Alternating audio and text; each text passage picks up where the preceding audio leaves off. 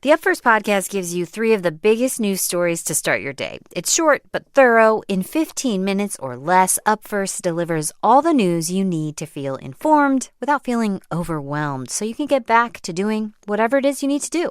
Listen now to the Up First podcast from NPR. Hey, you're listening to It's Been a Minute from NPR. I'm Brittany Luce. This week, we're looking at some of the best TV of the year. And in 2023, Succession is definitely high on the list. But I've noticed it's part of a larger, ongoing trend. There are so many recent TV shows and movies that immerse viewers in the lives of filthy, rich jerks. The White Lotus, Triangle of Sadness, The Menu. And I don't watch Billions, but it is about to have 4 spin-off series. You can't swing a diamond-studded something or another without hitting a prestige project about the ultra-wealthy. There's a lot of these shows. That's Nina Metz. She's a TV and film critic at the Chicago Tribune. And she thinks there's too many stories about the super elite, especially when there's been increased public interest in organized labor. Last year, union petitions were up by half, and Hollywood itself is now deep into hot strike summer. Those storylines are absent from what we're seeing in TV and film. In this chat from March, I sat down with Nina to talk about what happened to union movies and what prestige dramas about the rich actually do to our psyches. Nina, welcome to It's Been a Minute. Thanks for having me.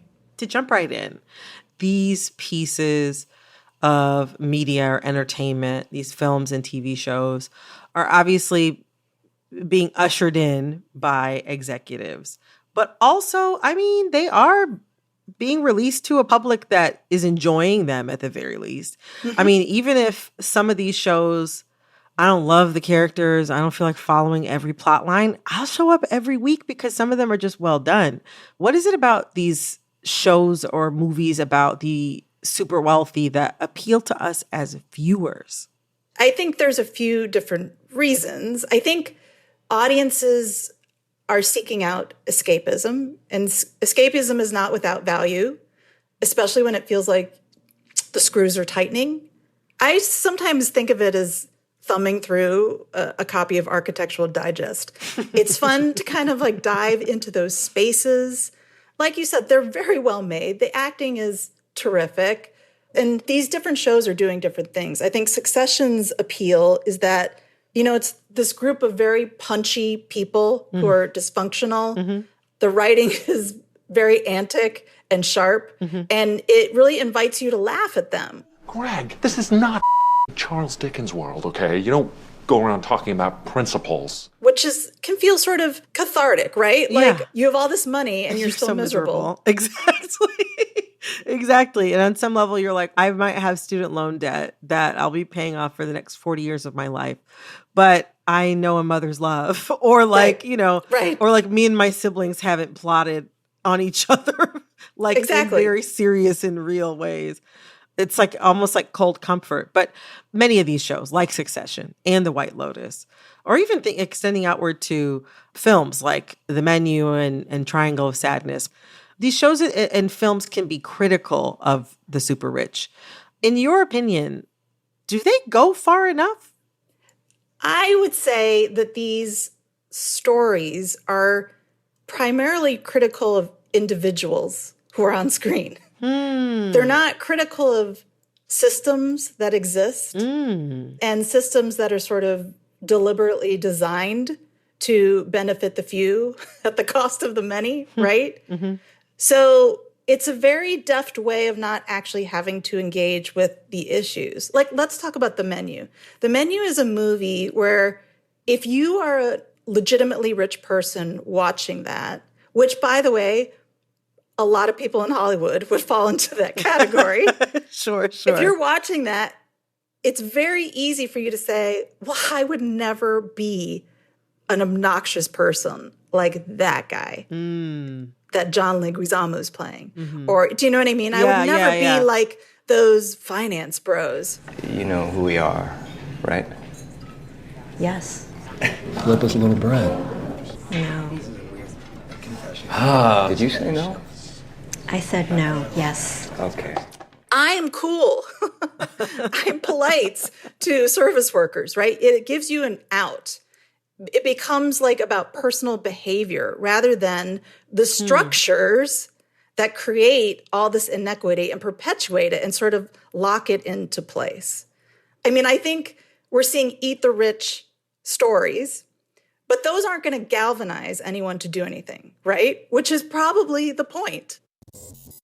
Coming up, Nina on what kinds of union storylines she wants to see in the world. Stick around.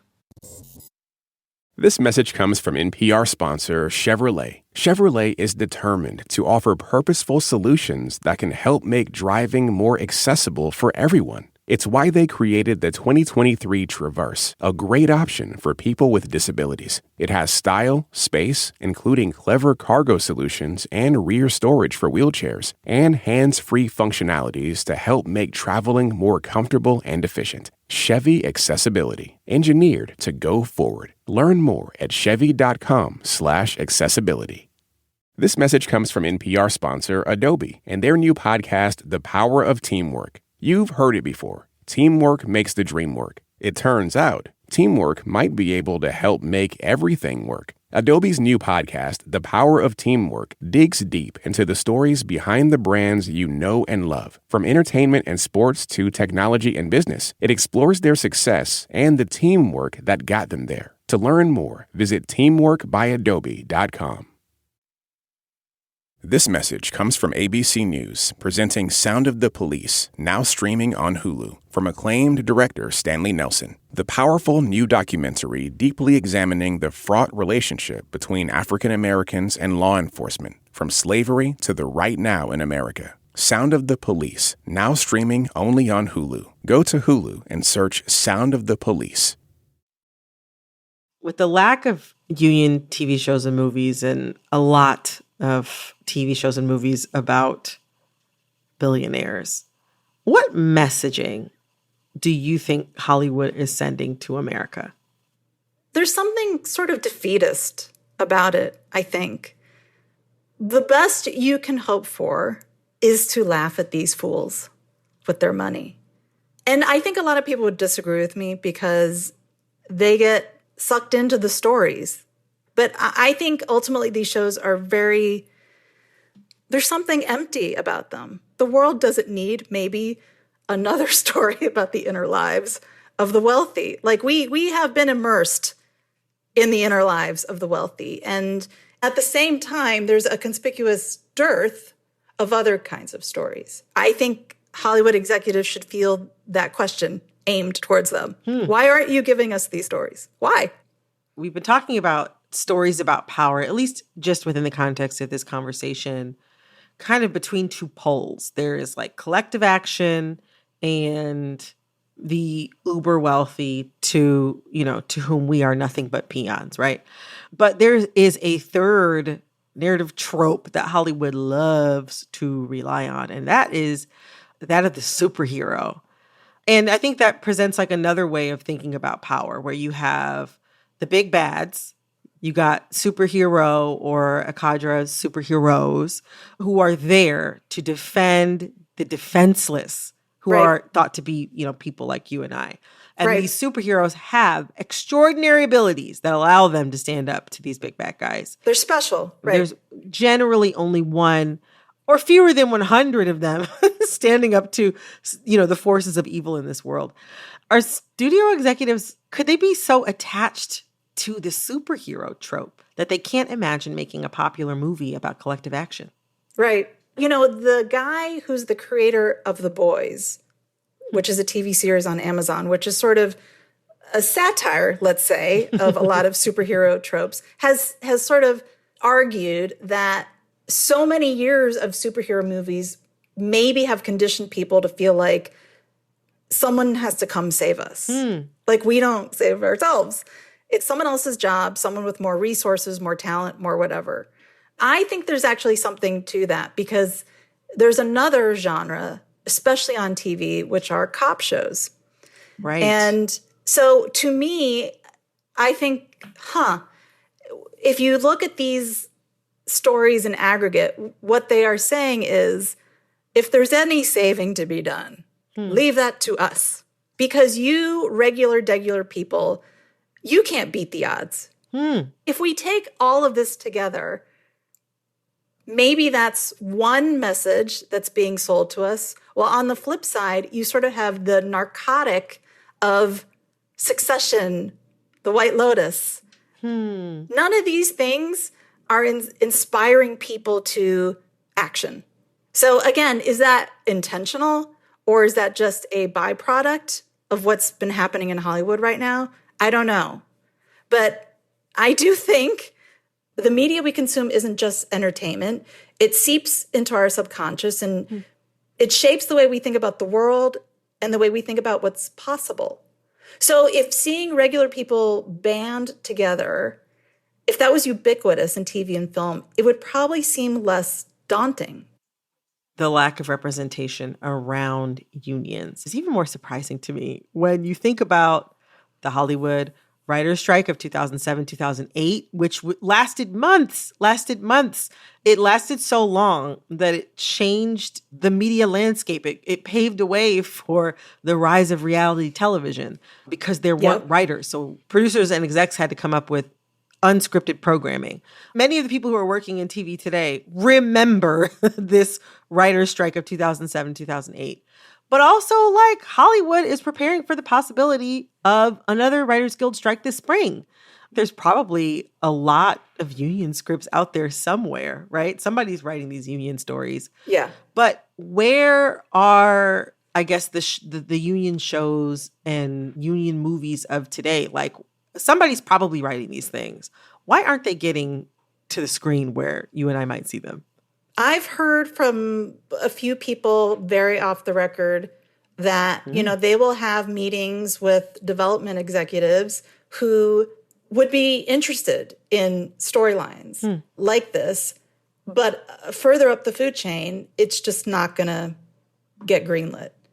The very Hollywood executives we're referring to would be the targets in this story of bosses who need to reform and stop exploiting their workers. So we're not in the rooms where the decisions are being made, right, and where executives are sort of speaking freely. So all we can do is try to extrapolate from what is getting made.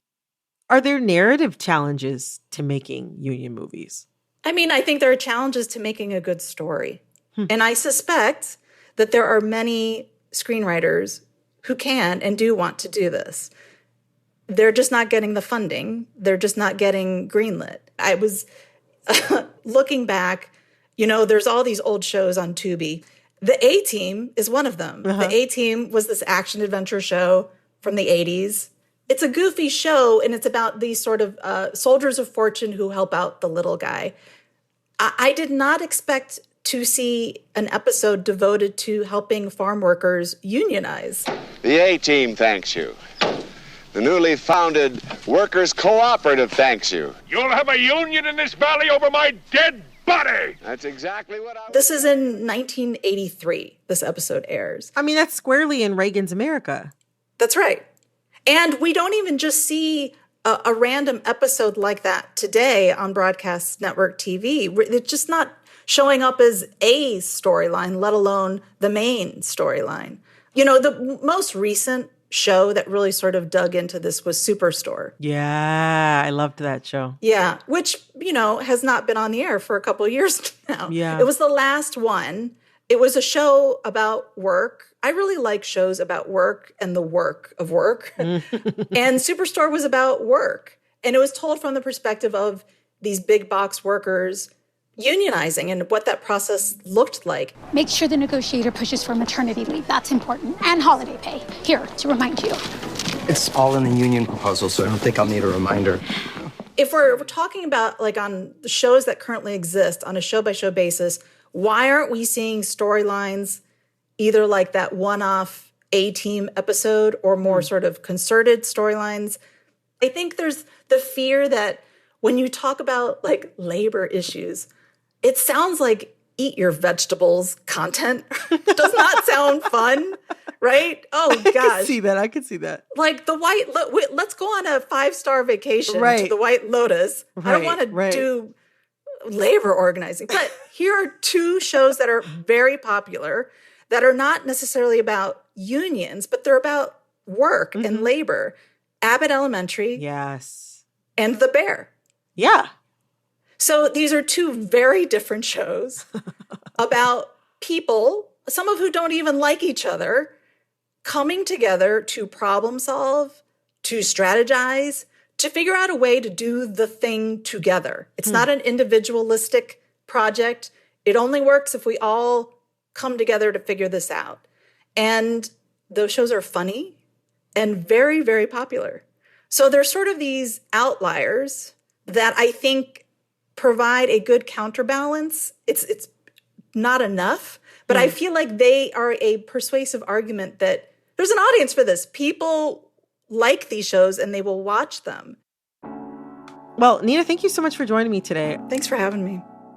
Thanks again to Nina Metz, who I talked to in March. You can find her work at the Chicago Tribune. This episode of It's Been a Minute was produced by Barton Girdwood, Alexis Williams, Liam McBain, Corey Antonio Rose. Our editor is Jessica Placzek. Engineering support came from Joby Tanseko.